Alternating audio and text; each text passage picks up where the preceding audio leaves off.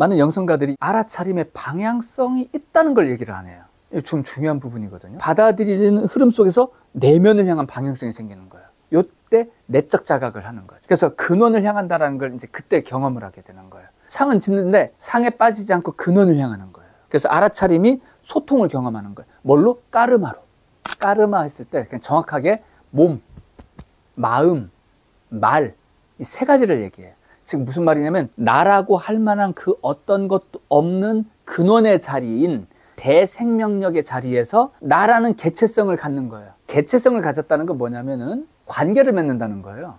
근데 몸, 마음만 있다고 관계가 맺어집니까? 커뮤니케이션, 소통이 일어나야 되는데 뭘로 합니까? 말로 할 거 아닙니까? 이렇게 신구의 이 세 가지를 삼업이라고 하죠. 세 가지의 까르마다 이렇게 하는 겁니다. 그러니까 우리가 생각하는 일반적인 업하면 업보죠, 업보. 왜 주먹 이렇게 퉁퉁 벗지? 막 이제 이러고 있었는데 갑자기 밖에서 막 두드리면서 경찰이 와 있어요. 당신 어제 술 먹고 누굴 두드려 팼다며요? 왜? 자, 주먹 좀 봅시다. 당신 누구 두드려 패다가 다친 거 맞네. 이러면서 이제 붙들려 가지요. 자기는 기억도 안 나는데. 기억을 못한다 할지라도 우리의 무의식 속에 있는, 그래서 현실에 뭔가의 어떤 결과를 가져오게 만드는 그 힘, 그건 업보라는 개념이고요. 업은 정확하게 몸, 마음, 말. 그러니까 이건 선이다 악이다라는 개념이 아니에요. 업이라는 말은요. 보통 우리가 선업을 짓는다, 악업을 짓는다 이렇게 얘기하죠. 그죠? 업을 짓는다, 업보라는 뜻입니다. 업보를 짓는다 이렇게 얘기하는 게 맞습니다. 부모로부터 뭐 이런 어떤 것도 있죠. 내가 어느 집안에 태어났다는 거는 그 집안의 기운 속에서 태어나는 거예요. 그 기운이 나한테 묻겠죠. 그래서 나를 구성한다 이 말이에요. 그걸 하나 이제 업보로 볼 수 있는 거죠. 근데 본질적인 건 나의 전생이 있을 거 아니에요. 전생에 그 내가 수행한 만큼의 어떤 나의 영적 성장도, 그런 것이 이 집안에 태어날 때 어느 생년월일을 갖고 태어날 것이고, 그 생년월일 시에 의해서 내 성향과 기질이 새롭게 결정되죠. 난 전생에는 여자였는데 요 집안에 태어날 때 남자일 수도 있는 거고요. 예, 그래서 그건 외적인 거고, 태어날 때 갖는 건 외적인 거, 전생에 갖는 건 내적인 거예요. 아주 오랜 전생에 내 딸이었을 수도 있죠. 내 엄마가. 내 아들이었을 수도 있는 것이고, 아무 관계도 없을 수도 있고, 내가 이 사람의 가족에 태어날 수 있는 어떤 내 영혼이 결정할 수밖에 없는 그 어떤 전생의 어떤 관계가 있고, 그 관계 속에서 이렇게 이제 이 몸 받아서 올 수도 있죠. 그런 건 거의 사주에 다 나옵니다. 근데 그 사람의 영혼의 성장도는 안 나옵니다. 영적 수준은 안 나와요. 그래서 그 사람의 기질, 그 사람의 어릴 때 어떤 삶을 살았겠다 해서 얘는 승질이 막 그냥 지도 막 못 이겨가지고 막 무슨 괴강살, 그 사람의 어떤 기질을 표현하는 그런 것들이 있거든요. 그런 것들이 사주 조합 속에서 나타난다고요. 예를 들어서 뭐 괴강살이가 다 나쁩니까? 그런 거 아니거든요. 그런 걸 까르마라고 하는 거예요. 예. 까르마라는 건 나의 개체성을 말합니다. 개체성.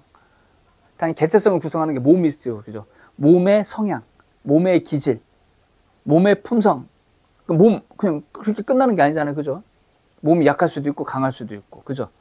예. 몸에 어떤 체성이 있을 수도 있고, 몸이 유연할 수도 있고, 뻑뻑할 수도 있고, 그런 것들이 다 이제 타고남의 어떤 내용들이죠. 그리고 이제 마음에 있어서도 그냥 마음 이렇지 않잖아요. 그죠?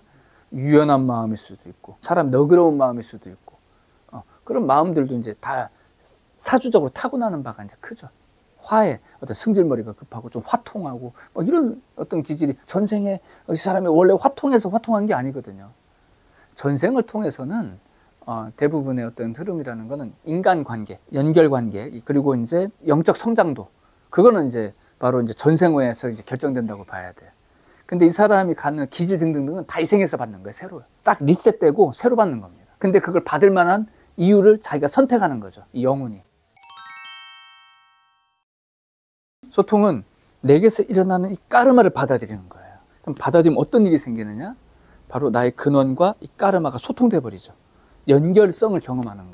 이게 알아차려지는 거죠.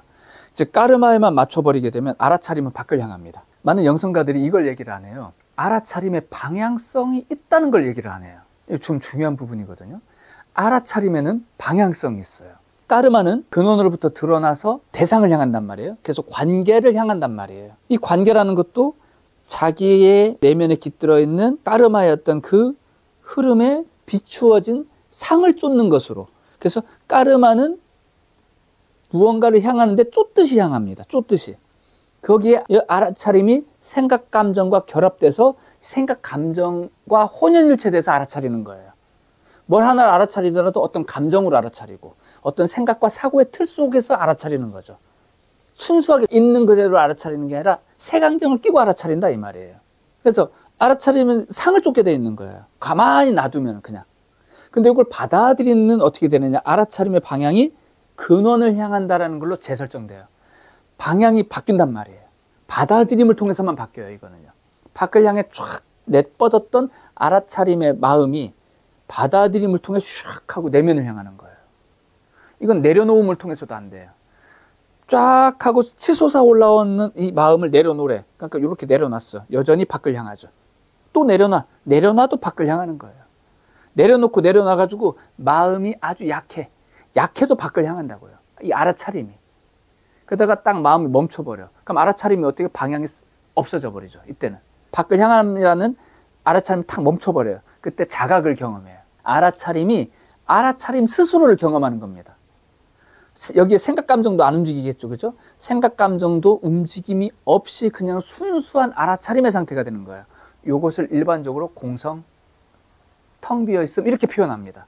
어떤 방향도 안 갖는 상태. 그때 알아차림 있는 거예요. 이때 다시 받아들이는 거예요. 받아들이. 이때 내면을 향한 방향성이 생기는 거죠. 까르마에 의한 것이 아니라 내면을 향한. 그러면 받아들인다라고 했을 때는 뭘 받아들이는 거잖아요. 그죠? 그냥 느닷없이 받아들여요? 그게 아니라고요. 다시 까르마가 일어나요. 이 찰나 일어나는 이 까르마를 딱 받아들이는 거예요. 딱 받아들일 때 이만큼 착 솟아오르는 에너지가 받아들여지는 순간 내적 소통을 경험하는 겁니다. 그 전에 뭐였습니까? 마음이 멈춰봤잖아요. 그죠? 이 마음 멈춤을 통해서 상대적으로 받아들이는 거예요. 상대적으로. 이 받아들임의 어떤 그 힘이 딱 생기게 되죠. 그러니까 받아들이면 반드시 관계 속에서 해야 되는 거죠. 그죠? 즉, 까르마가 일어나줘야 돼요. 까르마 없이 받아들일 수는 없어요. 딱 받아들이는 흐름 속에서 내면을 향한 방향성이 생기는 거예요. 받아들임 없으면 그냥 밖을 향하죠, 그냥. 알아차림이 밖을 향하는데 받아들이면 내면을 향한 방향성이 생겨요. 이때 내적 자각을 하는 거죠. 내적 자각. 그래서 근원을 향한다라는 걸 이제 그때 경험을 하게 되는 거예요. 자, 아까 말한 것처럼 나의 근원을 향한다는 건 곧 또한 존재의 근원을 향하게 되는 거예요. 나의 내면의 근원을 향하는 것과 이 까르마가 향하는 타인, 대상의 근원과 같다고 그랬잖아요. 그래서 이 까르마가 근원을 향하게 되면 그 연결성이 까르마가 또 누군가를 향하게 될 때, 대상을 향한다든지 어떤 일을 향한다든지 어떤 상황을 향할 때 그것의 근원을 향하는 방향성을 갖게 되는 거예요. 이때 까르마가 방향을 갖는다고. 상을 쫓는 게 아니라. 상을 짓지 않는다. 상을 짓죠. 상은 짓는데 상에 빠지지 않는다. 상에 빠지지 않고 근원을 향하는 거예요. 그게 딱 설정돼요. 그래서 알아차림이 소통을 경험하는 거예요. 뭘로? 까르마로. 그러니까 까르마가 일어나 줘야 되고 까르마를 받아들여야 소통을 경험하는 거예요. 근원과 근원의 소통을.